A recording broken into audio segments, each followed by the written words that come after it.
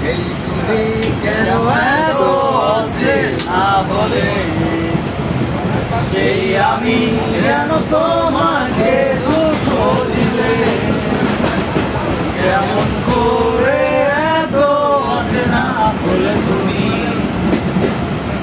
ভাবে এত বদলে গেছি এই আমি। ও বুকেরই সব কষ্ট দুহাতে সরিয়ে চলো